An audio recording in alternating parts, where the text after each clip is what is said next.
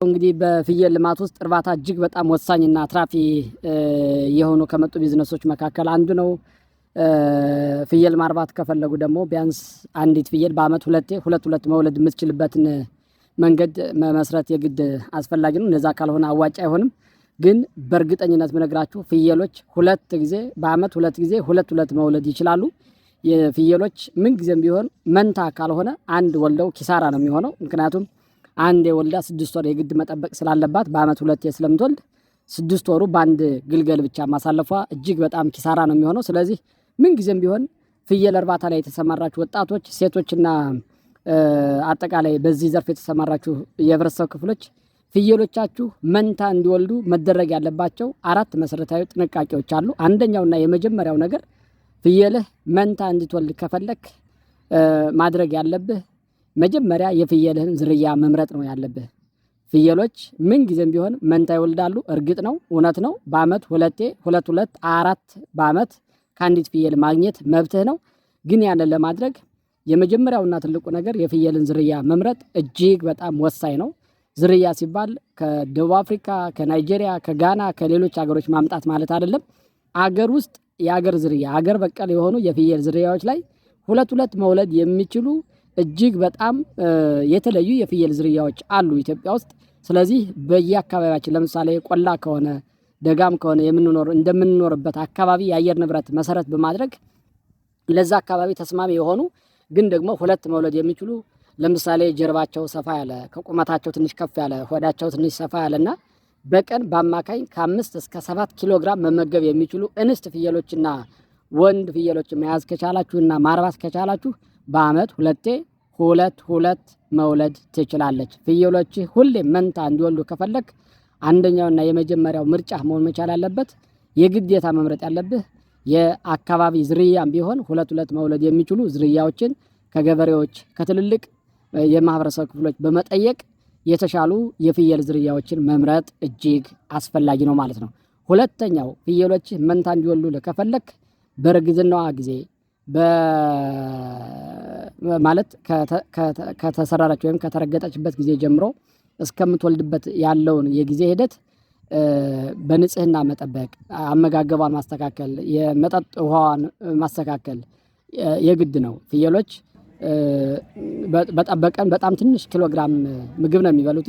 የትኛውም አይነት የቅጠላ ቅጠል ይበላሉ፣ የትኛውም አይነት የመኖ አይነት ይበላሉ። ፍየሎች አንበላም አንጠጣም የሚሉት አይነት የምግብ አይነት የለም በነገራችን ላይ። ስለዚህ ለነሱ ሊመጥን የሚችል የመኖ አይነትን ይዞ መቅረብ ደግሞ የግድ ነው ማለት ነው። ውሃም ያስፈልጋቸዋል። ስለዚህ ሁለተኛውና መሰረታዊ ጉዳይ ላይ በቂ የመኖ አቅርቦትና የውሃ መጠጥ አቅርቦት እንዲኖራቸው ይፈልጋሉ ማለት ነው። በቀን አንድ ፍየል በተለይ እርጉዝ ከሆነች በቀን ከ5 እስከ 8 ኪሎ ግራም መመገብ መቻል አለባት። እንግዲህ ከ5 እስከ 8 ኪሎ ግራም ስንል የግድ በፋብሪካ የተፈበረከ የተመጣጠነ መኖ ብቻ ሳይሆን ሳርም ቅጠላቅጠልንም እና ሌሎችንም ዝርያዎችን ጨምሮ ሊሆን ይችላል ማለት ነው። ብቻ አጠቃላይ በቀን የተመገበችው የምግብ አይነት ተደምሮ በቀን ከ5 እስከ 8 ኪሎ ግራም መመገብ መቻል አለባት። ይሄንን ካደረጋችሁላት በአመት ሁለት ትወልዳለች ያለምንም ጥርጥር ማለት ነው። ሁለተኛው ነው። ሶስተኛውና መሰረታዊ ጉዳይ ደግሞ ፍየሎች በባህሪያቸው መዝናናት፣ መጫወት፣ ወዲያ ወዲህ ማለት መንቀሳቀስ ይፈልጋሉ። እንደ በግ ወይም እንደ ሌሎች እንደ በሬ አስረን እንደምንቀልበው አይነት የእንስሳ ባህሪ የላቸውም። ኦፍ ኮርስ በአንድ ግቢ በተወሰነ ቦታ ላይ መጠበቅ ማርባት ይቻላል ፍየሎችን። ለነገሩ ግን በግቢ ውስጥም ቢሆን እንዲንቀሳቀሱ መፍቀድ መቻል አለብን። ለምሳሌ ጧት ካደሩበት ወጥተው የተወሰነ ቦታ ላይ ከ2 ሰዓት ተኩል ጀምሮ እስከ 4 ሰዓት ድረስ ፀሐይ እየሞቁ እንዲንቀሳቀሱ ማድረግ፣ ፀሐይ እንዲያገኛቸው የተወሰነ ማድረግ የግድ ነው። እንደገና ደግሞ ምግብ ተመግበው ውሃ ጠጥተው አረፍ ካሉ በኋላ ደግሞ እንደገና ከ10 ሰዓት በኋላ ወጥተው እስከ 12 ሰዓት መሸት እስከሚል ድረስ መንቀሳቀስ መቻል አለባቸውና ተዝናኖትን እጅግ በጣም ከሚፈልጉ የእንስሳት አይነቶች መካከል አንዱና የመጀመሪያዋ ስለሆነች ፍየል ተዝናኖት እንዲኖራት፣ እንቅስቃሴ እንዲኖራት፣ ውዝዋዜ እንዲኖራት፣ ከቦታ ቦታ እንዲንቀሳቀሱ መፍቀድ መቻል አለብን። በዛ ሰዓት ነው ብዙ ጊዜ ከተቃራኒ ጾታ ወንዶች ጋር ግንኙነት መፍጠር የሚፈልጉትኝ፣ መዝናናት የሚፈልጉትኝ። ገና ቄብ የምትባለው ጀማሪዋም ፍየል ያኔ ነው ከወንድ ጋር ግንኙነት ማድረግ የምትፈልገውና ሰፊ ጊዜ የመንቀሳቀሻ የመዝናኛ ጊዜ እንዲኖራቸው ማድረግ እጅግ በጣም አስፈላጊ ነው።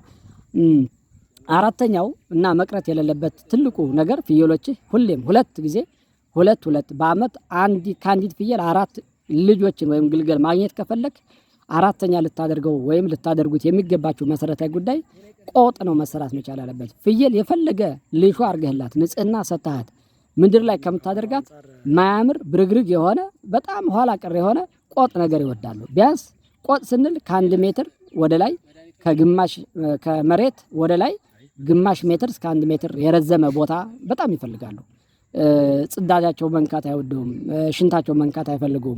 አፈር ላይ ብዙ ጊዜ መተኛት ብዙ አይወዱምና በተለይ የረፍት ጊዜያቸው ማሳለፍ የሚፈልጉት ቆጥ አካባቢ ላይ እንጨት ላይ አይቷቸው እንደሆነ ገደል ላይ መንጠላጠል ድንጋይ ላይ የሆነ ቁጢጥ ማለት እንደ ዝንጀሮና ጦጣ አይነት ባህሪ ነው ያለው ፍየል። በነገራችን ላይ ይሄ ምንም በሳይንስ የተረጋገጠ ነው።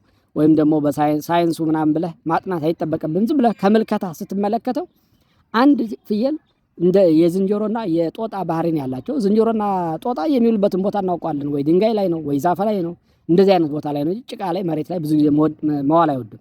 ፍየልም እንደዚህ አይነት ባህሪ ስላላት ምኞቷን ፍላጎቷን ማሳካት ደግሞ ከአንድ አርቢ ይጠበቃልና ስለዚህ ማድረግ ያለብን የመጀመሪያው ስራችን ምንድነው? በአራተኛ ደረጃ መደረግ ያለበት ቆጥ ነገር እዛ በሳር በቆርቆሮ ሊሆን ይችላል። ቤት መጠለያ ያስፈልጋታል። ዝናብ ብዙ አይወዱም። ብርድ ነገር አይወዱም። ስለዚህ ከንፋስም ከብርድም ከፀሐይም ከአፈርም ከጭቃም ሊከላከላቸው የሚችል መለስተኛ እንደየአካባቢያችን እንደየአቅማችን በሳር ሊሆን ይችላል፣ በቆርቆሮ ቤት ሊሆን ይችላል፣ ወይም በሌላ መንገድ ሊሆን ይችላል። ብቻ ጣውላ ነገር ደርደር አድርገን በጣውላ ላይ አዳራቸው ውሏቸው በጣውላ ላይ የተመሰረተ መሆኑ ይችላል አለበት። ስለዚህ ከነዛ አይነት ነገር ከብርድም ከንፋስም ቅድም እንዳልኩት ከተለያዩ ተፈጥሯዊ አደጋዎች ሊከላከላቸው የሚችል ተባይም ብዙ ስለማይወዱ ከተባይም ሊከላከላቸው የሚችል መለስተኛ ቤት መገንባት እና መስራት ከዛ ላይ መዋል ማሳደር የኛ ድርሻ መሆን አለበት። ለምናልባት በአምስተኛ ደረጃ እና የመጨረሻ አንዲት ፍየል መንታ እንድትወልድ ከፈለክ ልታደርግላት የሚገባው አምስተኛው ነገር ያው ፍየሎች በባህሪያቸው ቶሎ የአፍ በሽታ እግር አካባቢ ላይ ሊከሰት የሚችል ቁስል ነገር ይኖራል። ስለዚህ የሕክምና ባለሙያዎችን ቶሎ መጥራት ቢያንስ በሳምንት አንዴ በጣም ከበዛ ደግሞ በወር አንዴ ካነሰ በወር አንዴ ከበዛ በሳምንት በሁለት ሳምንት አንዴ የሕክምና ባለሙያዎች የእንስሳት ባለሙያዎች ቬተርነሪ ላይ የተመረቁ የእንስሳት ባለሙያዎች በየቦታው አሉ። እነሱን እየመጡ እንዲጎበኙ በማድረግ ክትባት እንደተወለዱ ልጆች ክትባት መስጠት እጅግ በጣም አስፈላጊ ነው። ይሄንን ማድረግ ከቻልነ እርግጠኛ ሆኜ የምነግራችሁ 5 እናት ፍየል እና ከአንድ ወንድ ጋር የጀመረ አንድ ወጣት እና ማኔጅመንቱን በደንብ አድርጎ ማስተካከል ከቻለ በ4-5 ዓመት ውስጥ ሚሊዮነር መሆን ይቻላል በፍየል እርባታ። ይሄ ምንም ለድርድርም ለጥያቄ የሚቀርብ አይደለም። በ5 እናት ፍየሎች በ5 ዓመት ውስጥ ሚሊዮነር የሆነ ወጣት የሆነች ሴት ወጣት የሆነች ወንድ ወጣት ማየት እንችላለን። በፍየል እርባታ ላይ ተመስርቶ ማለት ነው። ፍየሎች በባህሪያቸው ቅድም እንደነገርኳችሁ 2 መውለድ የሚችሉ ናቸው። ስለዚህ በየ6 ወሩ ነው እንደገና ሪፕሌስ የሚያደርጉት ራሳቸውን። የተወለዱት እንስት ከሆኑ ደግሞ በየ6 ወሩ ተጠቅተው እነሱም ይወልዳሉ። ወንድ ልጆቻቸውን ለገበያ ያወጣችሁ ስራ ማስኬጃ አጠቃላይ የፋይናንስ የካፒታል ምንጭ ማድረግ ነው። ሴቶችን ግን ወደ እርባታ በማስገባት 5 እናት ፍየል ይዞ የጀመረ አንድ ሰው በ5 ዓመት ውስጥ ያለምንም ጥርጥር ቅድም የተጠቀሱትን መሰረታዊ የሚባሉ 5 ነጥቦች ማሟላት ከተቻለ ሚሊዮነር መሆን ይቻላል። በ5 ዓመት ውስጥ ሚሊዮነር መሆን ይቻላል። ፍየል እርባታ እጅግ አዋጪ ከሚባሉ የእንስሳት ሀብት ውስጥ አንዱና የመጀመሪያው ስለሆነ በተለይ ወደ ገጠሩ ወጣ ብሎ የተወሰነ ቅጠላቅጠል ሳር መሬት ግማሽ ሄክታርና 1 ሄክታር መሬት ያለው ወጣት በእርግጠኝነት ይሄን መጀመር ቢችል ውጤታማ እንደሚሆን ያለምንም ጥርጥር ጀምሩት። ሐሳብ ካላችሁ ጥያቄ ካላችሁ ያልገባችሁ ነገር ካለ ግን ስልክ መደዋወል መነጋገር እንችላለን። እየተመካከርን ከድህነት ወደ ሀብትነት መሸጋገር ወደ ሀብታምነት መሸጋገር እንችላለን።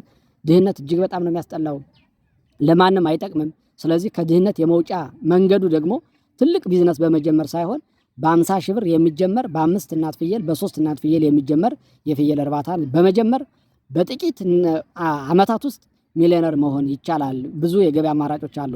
የተሞከተ የ3 ዓመት የ4 ዓመት አንድ ወጠጤ በአሁኑ ሰዓት እስከ 35 ሺህ ብር እየተሸጠ እንዳለ ያው እናንተም በየአካባቢያችሁ ታውቁታላችሁ። በትንሹ 30 እስከ 35 ሺህ ብር ይሸጣል።